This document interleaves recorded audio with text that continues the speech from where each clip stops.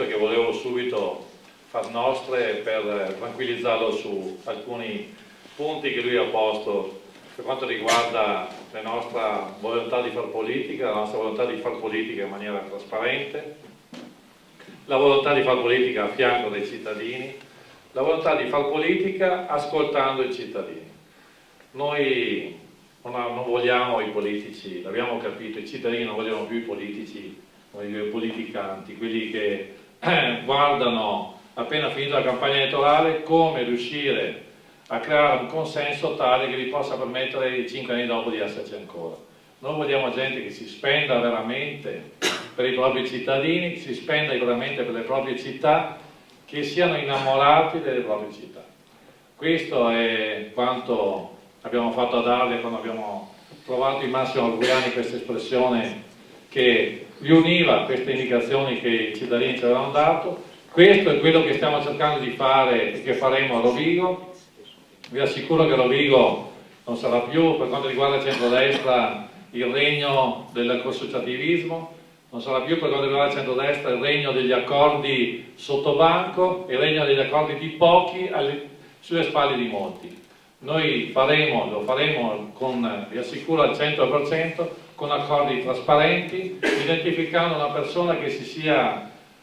guadagnata i galloni nella propria vita e che dimostri che si impegna per il ruolo importante, quello di sindaco della città capoluogo di provincia,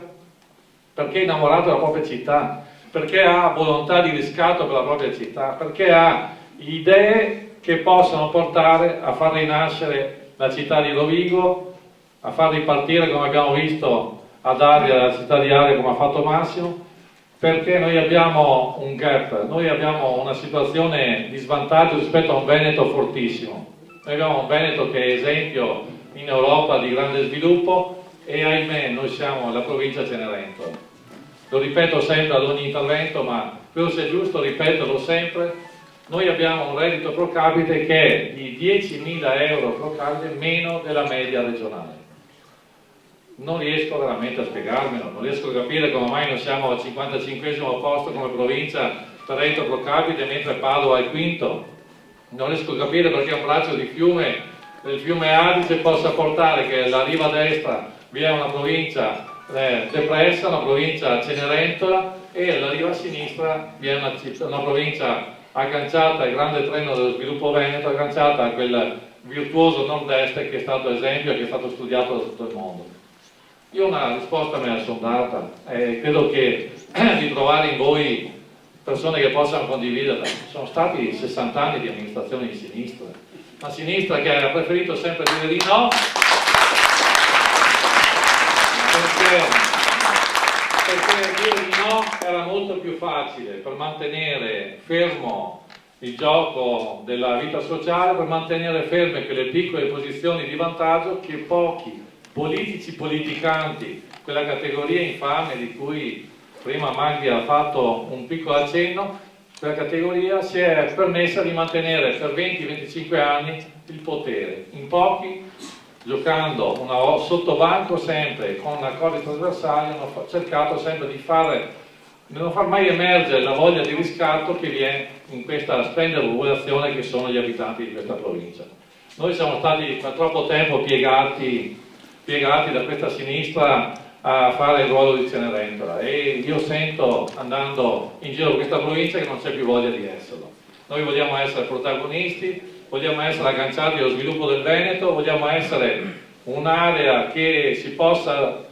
vantare di far parte di un Veneto sviluppato e che non sia più la ruota di scorta di questo Veneto fortissimo. Per fare questo abbiamo bisogno di un grande movimento di popolo, un movimento che parte dai giovani, come ha detto Magdi prima, i giovani hanno nelle loro mani il domani e lo sviluppo di questo territorio come di tutta Italia. Noi abbiamo visto che facendo perno sui giovani abbiamo mosso un grande movimento d'opinione ad Ardea che ha portato una persona che non si è mai occupata di politica, ma si è occupata della vita civile, della vita di tutti i giorni della propria città, da grande innamorato, da cittadino fra cittadini, di trovare la maniera per far crescere, far ripartire una città che era ferma. Vogliamo fare la stessa cosa a Rovigo, la vogliamo fare in tutti i comuni, gli 8 comuni che vanno al voto, Canaro, Ficarolo, Rosolina, Villa Marzana, tutti questi comuni che non sono stati per troppo tempo con la schiena storta, con la schiena curva, ad ascoltare pochi che preferivano sempre fare l'accordo sotto banco pur di non avere problemi dallo sviluppo. Noi vogliamo che ci sia uno sviluppo forte nella nostra provincia, forte nelle nostre città, vogliamo che escano i migliori e non quelli che il teatrino della politica per troppo tempo ha tenuto a galla. Grazie.